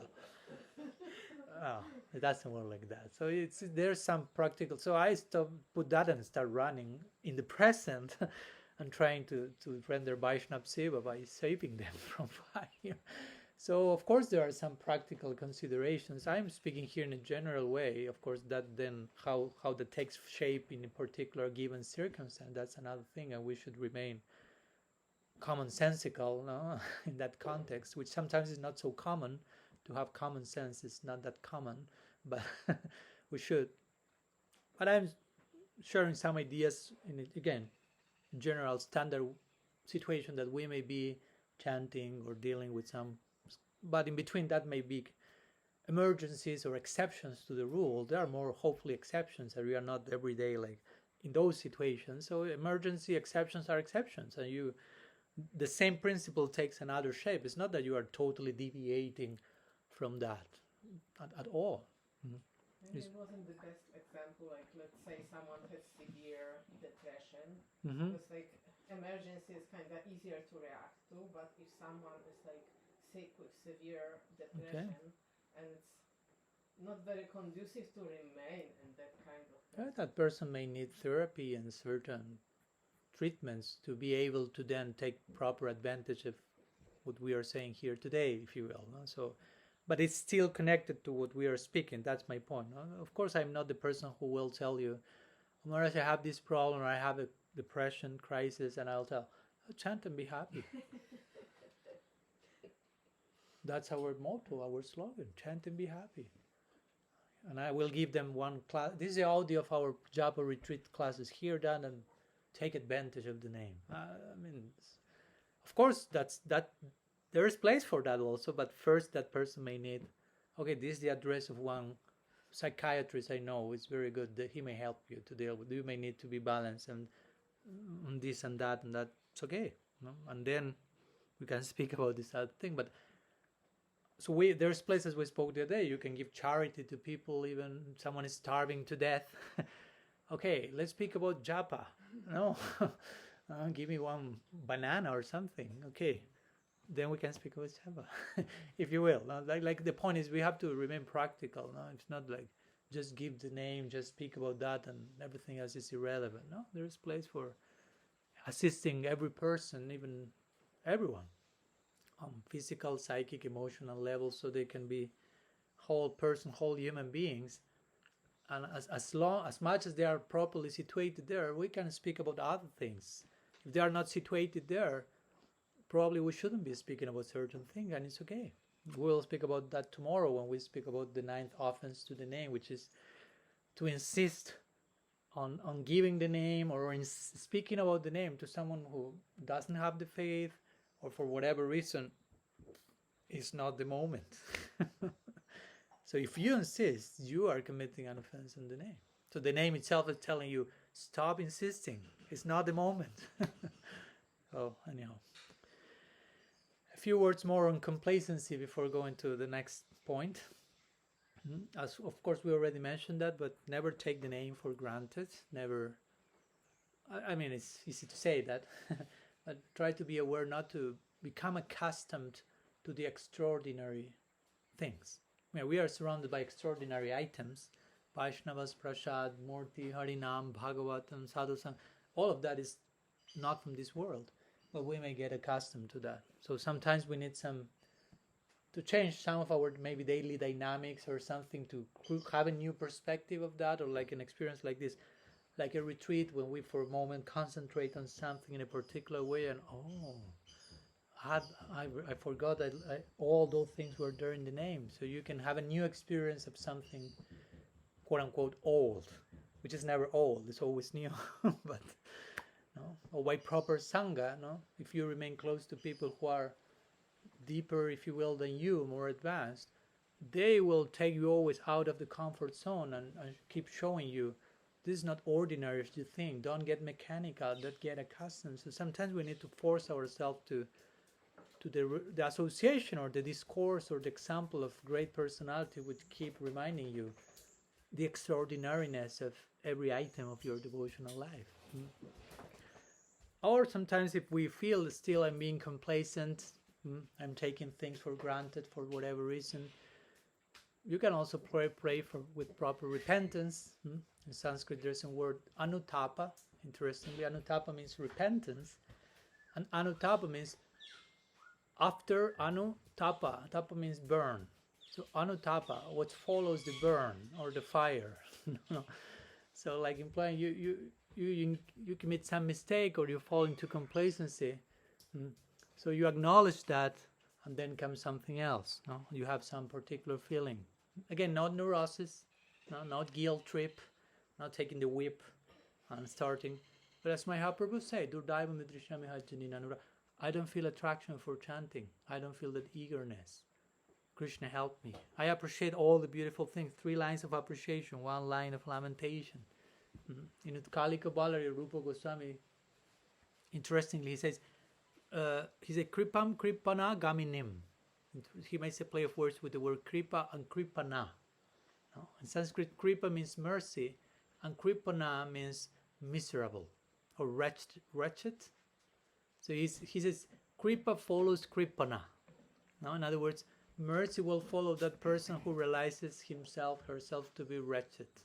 Again, not in over-identifying with that, not this, but just acknowledging in proper repentance my wretchedness. So my kripananess. No? By addressing that, kripa comes. There's a play of words that he's made. Interestingly, kripa and kripana also, they are closely related with this idea of anutapa. Anutapa, again, as I mentioned, is repentance, but also anutapa can mean mercy. Which anutapa also means that which follows the fire. So we could say which follows the fire of repentance is mercy. If you go through that fire in a healthy way, mercy will come. So it's a very interesting connection between these 2 ideas of acknowledging our complacency or whatever with proper repentance, and that will attract the required mercy to pass the test, basically. What else? We have 2 more. We have blessings of Gaurasundar to continue. Okay, one of them is, as we mentioned, indifference for chanting, or to chanting, or if you want to put it in other words, emotional disconnection with the chanting. Which again, this has to do with what we spoke in the previous class. No? Emotional disconnection means I'm not relating to the name as a person. I know that the name is a person, but maybe I'm not making the necessary effort to realize that the name is a person. It's a form of indifference, for example, in a relationship. I know who you are. I know how I should relate with you, but I'm not doing what I should do for that to happen. So you are not investing all the concern you could invest. Nobody's forcing you to that, but if you are willing to do that, you have to know there are some terms and conditions for that to work, if you will. No? Or emotional disconnection also can be chanting and getting too much stuck in your head and not going through the heart level, basically, if you will. No, as our Guru Maharaj said the other day, if you chant from your heart, the mind will follow. The head, if you will, will follow. But if you get stuck in thoughts, which can be pretty usual, and as was here in the other day, Richard Rowe will say, we are addicted to different things, but all of that share a unanimous addiction, which is we are addicted to our thoughts, to think in certain way, and we are not only attached, but addicted. So it's easy to get stuck in that thought addiction and get stuck in the head and not being able to make the rite of passage, if you will, to the heart, and therefore chant with some emotional disconnection. So again, we should not forget that chanting is something between two. It's a dialogue, it's a conversation. I remember one lady in Kansas, when I went recently, she told me that she was having some difficulty in chanting, and she asked that to my Guru Maharaj, and she had some sort of epiphany, which was interesting, that he told her, well, but chanting is, try to conceive of chanting as a dialogue, not as something, there's someone else involved, at least to begin with. And for her that was like, ting, abracadabra or something, like aha moment, like, okay, oh. And she told me from that moment I didn't have any more problems with chanting. I was like, wow, no? I'll have to pray strongly to have some of that epiphany. So it's a relationship again with other person. These are all personalistic approaches. Remember, we belong to a personalist school. So emotional disconnection means I'm not being as personal as I could be.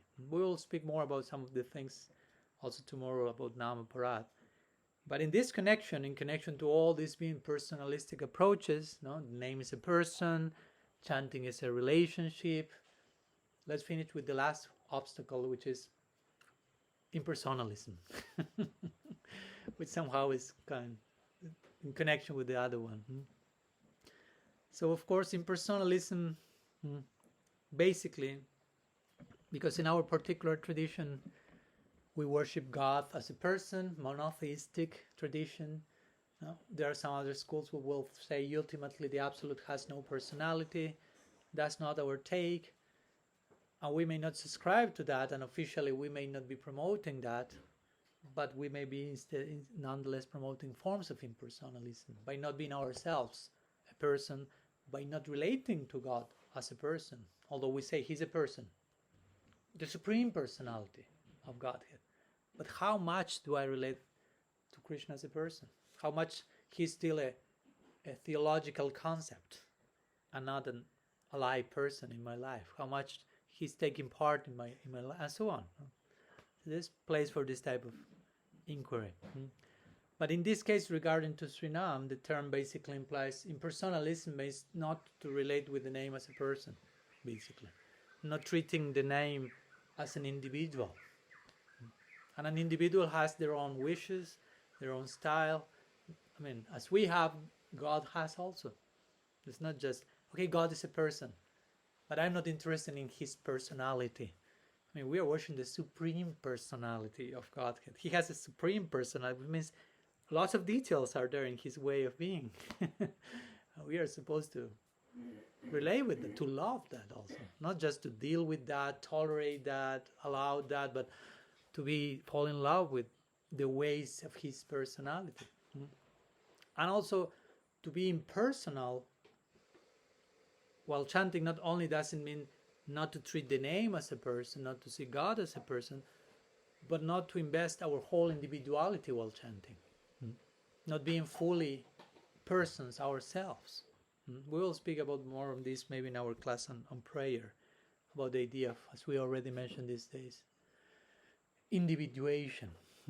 I'm an individual, but what's all that I can be as an individual? How much I'm trying to be individual and offer a very unique, single, diversified presentation of myself as an offering for the pleasure of the name. That will be Krishna pleasure, not just giving some generic, overall, abstract entity. That's me. Here I am for your pleasure. And Krishna will start to ask you who you are, what do you like, what's all your individual needs. I don't know. Here is me. That's not personal, Krishna will say. We are still promoting impersonalism. So even if you don't allow yourself to be fully an individual, that's a form of impersonalism. If you don't allow to be all that you can be by the presence of grace in your life, that's a form of impersonalism. We are something, but we can become so much more by interaction with divine grace. if you don't allow that to happen, if you present obstacle, you are being impersonal. You are going against all that you can be as a person. You will remain on some form of complacency, and going back to the previous one, to remain more like Thomas Merton will use one quote I always like. No? On one side, he's speaking about becoming all that you can be and not being complacent. But if you choose not to do so, he say, then you become an inert member of the middle class. Not become, you remain. No? Like inert member, like they're without opinion, without voice, without individuality, without thought, without anything, and just following whatever everyone else is doing and imitating, copy-pasting, and not taking the trouble to be yourself, basically. And I'm emphasizing this because this impersonalism, it's maybe more present than what we think it is present. We may be very much concerned about condemning the impersonalism in others or in other schools, but how about our own Mayavad, our own impersonal? That lies, I would say, lies at the very root of our subconscious self-image. In a subconscious way, we do not still see ourselves as all that we can be. We are many occasions reducing that to something almost bordering non-existence, onto an object. I'm nothing. Or so until that's addressed, until that's resolved, I mean, that will remain a very powerful doubt. I don't know who I am. Am I something? I mean, people nowadays, philosophically speaking, say, you're nothing. You don't exist. And that goes way beyond impersonalism. That's nihilism. You cannot have a real relationship with God if you are not a real person yourself. You cannot have a real relationship with God if you do not treat yourself as a real person.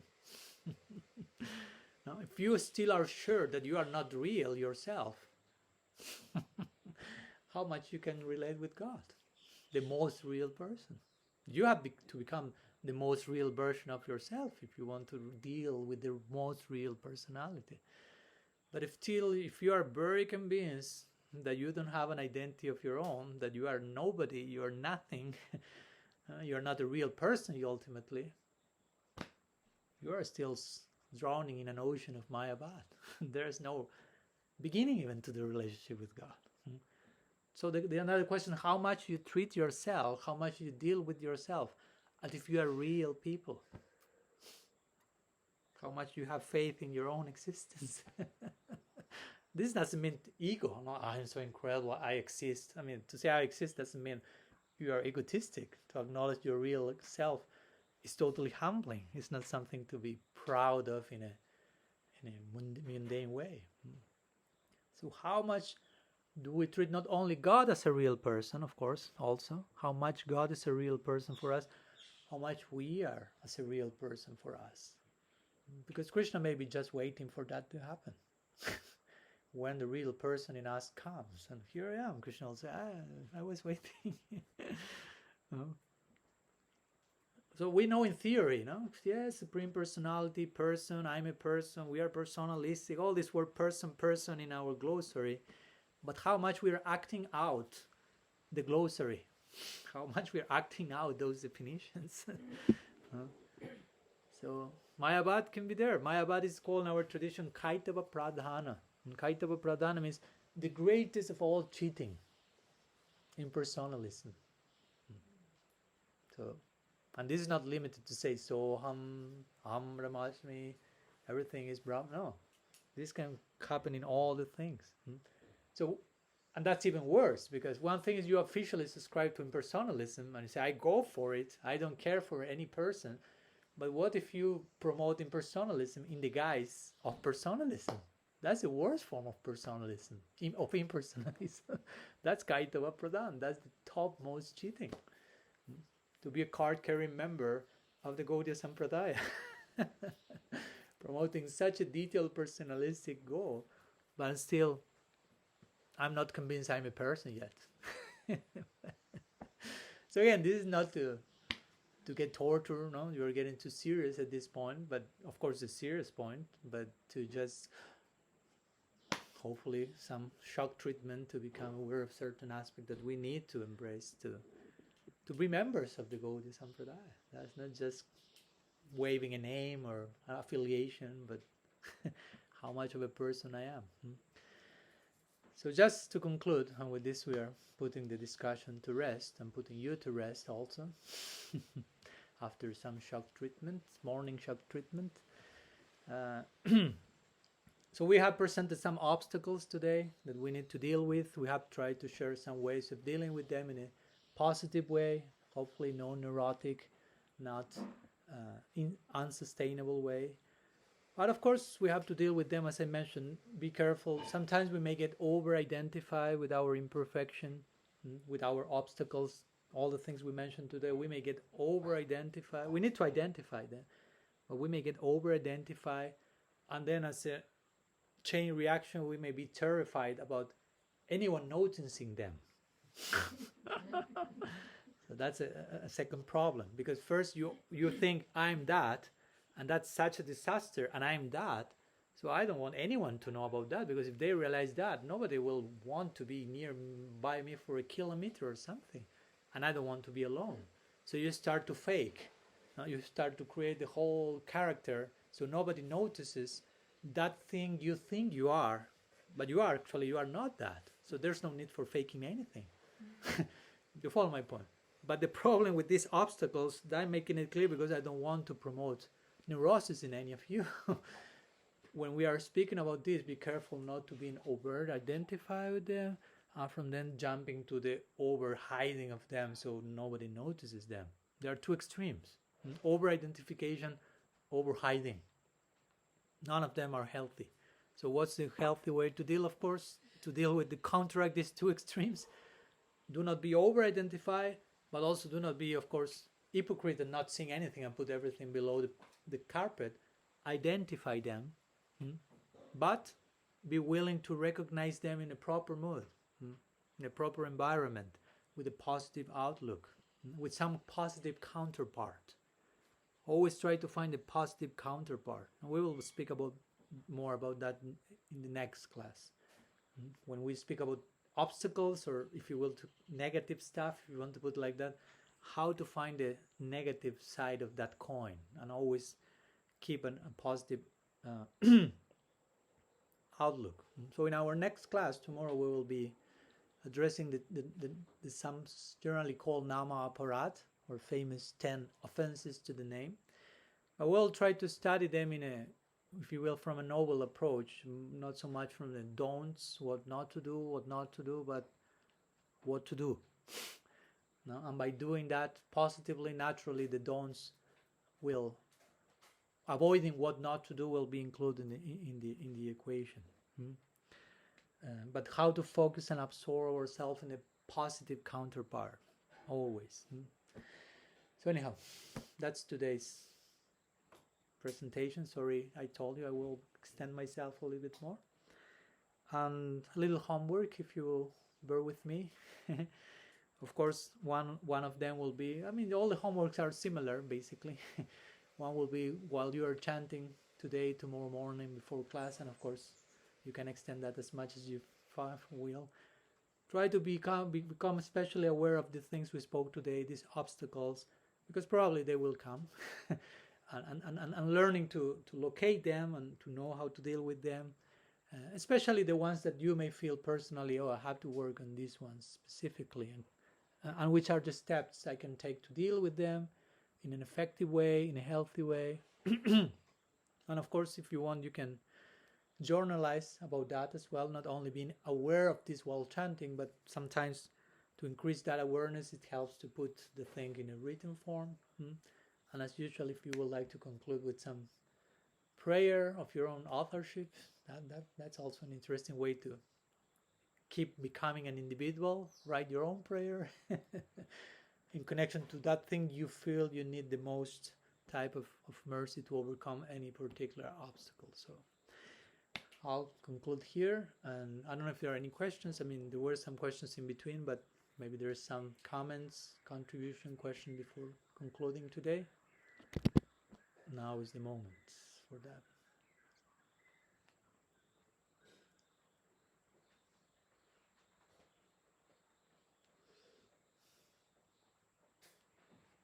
everyone is quite serious. So that was a good class. I'm happy with that.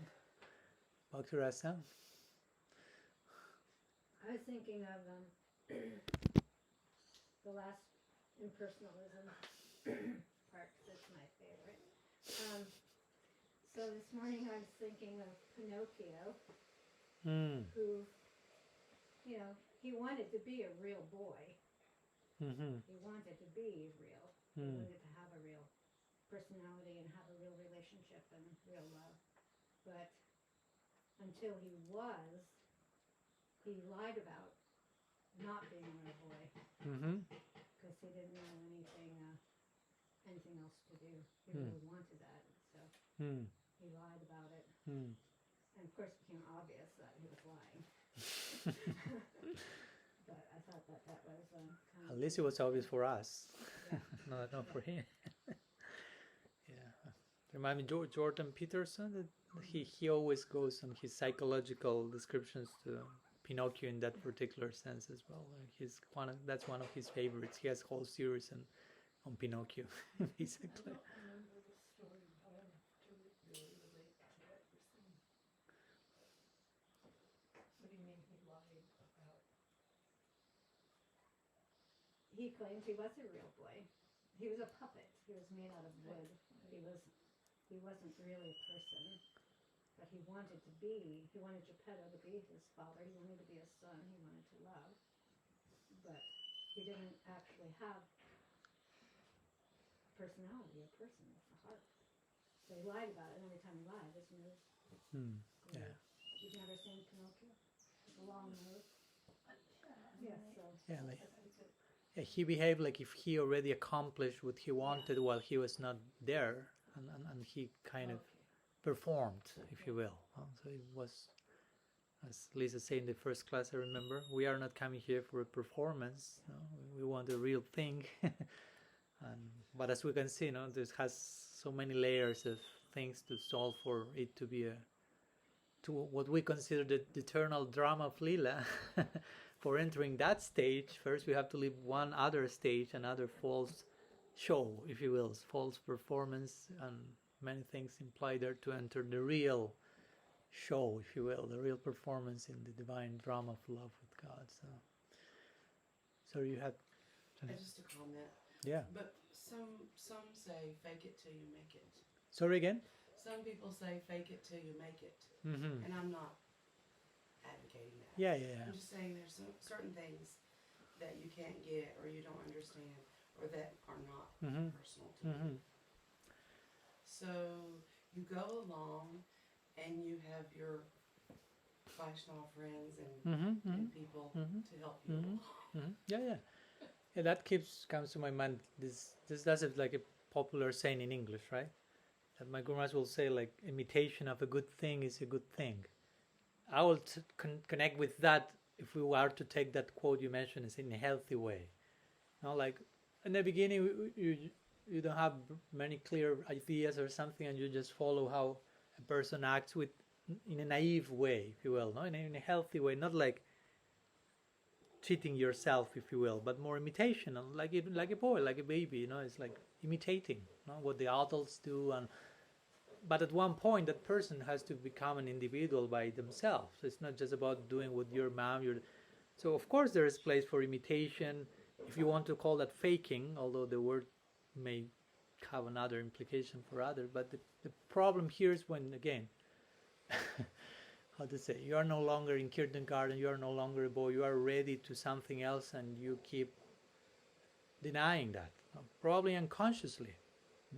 And probably around you there are, and again with this I'm not trying like to create over pressure that it's not enough what you are doing now, I know you are a cheater, I know you are a hypocrite, go more substantial. I'm not saying that. Probably you are doing as much as you can and we applaud that, but probably not. And I'm not the one who tell that to any of you. I'm the one to tell that to me. You're the one to tell it with you. And again, not in a neurotic way, but just to always understand there's so many layers. I mean, I shouldn't be so sure that I'm always doing the right thing. That's dangerous position. But also I shouldn't be so sure that go to the other extreme either. like I'm totally fake and I'm totally hypocrite and I'm nonsense, and you end up over identifying with that, and that's another variety of false ego. Still you are in the center. I am this and I am. It's all about I am, what you are or what you are not. But so yeah, there is place for being in certain environments, learning new things and kind of incorporating them. In the beginning that will be more superficially imitational. Gradually it becomes more integrated, more natural. But in the process of doing that, of course, we have to recognize some finer layers of being at certain stage for practice. In some stages that won't be a concern, and it's okay. You cannot force that on beginners. But at some point, you will need to ask yourself some things deeply, especially when you feel probably stuck or probably things are not progressing as they are said they could. So to be brave enough and have the courage to ask ourselves some of the questions we were sharing today, again in a healthy way. And sometimes we may need support in the process of that self-inquiry, because it may be too much and it may be like, whoa, what's going on here? I'm realizing I have some work to do and it seems like overwhelming. I know I have to do that, but it's overwhelming me a lot, so I feel like I want to run from that, but I know I should run to that, but it's too much for me alone. So then comes the Sangha and the community, the support. But we have to do that ourselves. Nobody can do that for us. But someone else can give us consolation and support and affection. So we do our part, not just, oh, you poor are so beautiful, so I love you. So you just keep there, don't do anything, I love you too much, I will do everything for you. That you are spoiling the person. That's totally dysfunctional. So anyhow, we have to balance all the things always. As I always like to say, on one extreme you have neurosis, on the other extreme you have complacency. So we don't have either of those two extremes. We want the middle point. Not the impossible thing, not the easy thing. We want the middle point between impossible and easy, which is difficult. That's middle point. That's not an extreme. Okay. I think we have announced those for today. Yeah. So we will conclude here. Srila Gurudev ki jai, Sriman Mahaprabhu ki jai, Sri Harinam Sankirtan ki jai, Sri Dauji Gopal ki jai, Gaur Bhakta Vrind ki jai, Gaur Premanand Hari Bol. Vancha kalpatarubhyascha kripa sindhubhya vacha patitanam pavanebhyo vaishnavebhyo namo namah. Ananta koti vaishnava vrinda ki jai. Gaur Hari Bol.